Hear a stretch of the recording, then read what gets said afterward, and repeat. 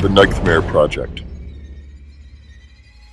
Esta noche te traigo la historia de La Tamalera. Cansada de los maltratos, la mujer decidió hacer justicia por mano propia, utilizando los instrumentos que usaba para cocinar. Con ellos quitó la vida a su marido, cuya cabeza terminó en un bote de tamalero.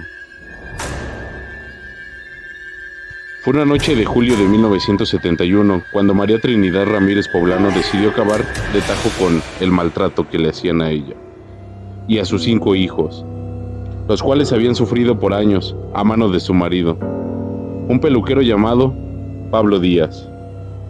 Ese mismo día por la tarde, Pablo había propinado los ya recurrentes cinturonazos a los 3 vástagos, dejándoles marcas en su cuerpo y marcando aún más las de días anteriores. Esas ya no desaparecían. El peluquero un día dormía. María, quien se dedicaba a vender tamales en la colonia Portales del entonces Distrito Federal, tomó un bate de béisbol y sin pensarlo 2 veces le propinó 3 fuertes golpes a su cónyuge, quien ya no pudo recuperar el aliento para levantarse.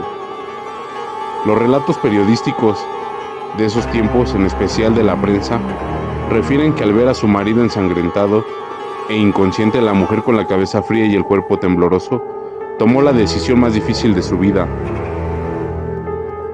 descuartizar el cuerpo, meterlo en algunos costales de la Conasupo que tenía para trasladar la hoja de maíz, con los que envolvía los tamales, y tirar los restos en la calle. El escándalo se desató la mañana del lunes 19 de julio del referido año, cuando algunos de los restos fueron encontrados. Eran los restos del peluquero, a un lado de la casa marcada con el número 508, de la colonia Justo Sierra, al sur de la capital del país.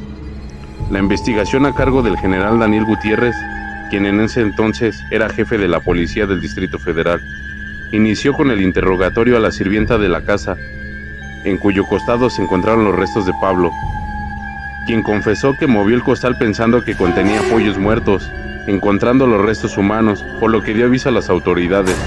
Tras tomar las huellas dactilares de una de las manos, los peritos, que en ese entonces estaban asignados al servicio secreto, pudieron determinar que el cadáver correspondía al expeluquero, quien tenía antecedentes penales por algunos casos de robo.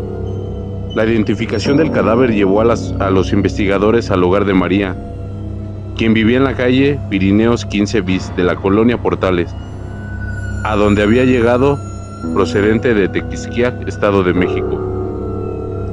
Grande fue la sorpresa de los policías del 8º grupo de servicio secreto asignados al caso. Cuando al interrogar a la tamalera, esta confesó sin arrepentimiento alguno su crimen, argumentando que su esposo llevaba años maltratándola junto a sus hijos, y más aún cuando les informó que la cabeza del occiso se encontraba en un bote tamalero debajo de la cama de los hijos, pues no había cabido en el costal. En aquella época se especuló sobre la posibilidad de que María hubiera usado la carne del cuerpo para cocinar los suculentos tamales. La tamalera asesina y la cabeza en el bote de tamales, lo que hacen los criminales con sus horrendos afanes. Desde ayer en restaurantes nadie prueba los tamales, aunque en realidad la cabeza estaba conservada en agua fría para que no se descompusiera y despidiera mal olor. La declaración de la tamalera de la Portales, que en ese entonces varios periódicos retomaron al pie de la letra, aún causa escalofríos. Dio 3 batazos al hombre, aún con vida, con una cegueta, por lo que murió desangrado, y posteriormente cortó el ruido. No despertó sospechas, pues era el proceso que habitualmente realizaba para destazar los pollos o pedazos de carne de res, con los que rellenaba los tamales que vendía. El 29 de julio de 1971, María fue condenada a 40 años de prisión por homicidio, violación a la Ley General sobre Inhumaciones y profanación de cadáver. Finalmente terminó purgando 20 años en el Centro de Reclusión Femenil de Tepexpan. María murió en 1995 en Tequisquiac, Estado de México, a donde regresó tras haber cumplido su condena. Esta fue la historia de La Tamalera, la cual también sirvió de inspiración para cineastas y músicos.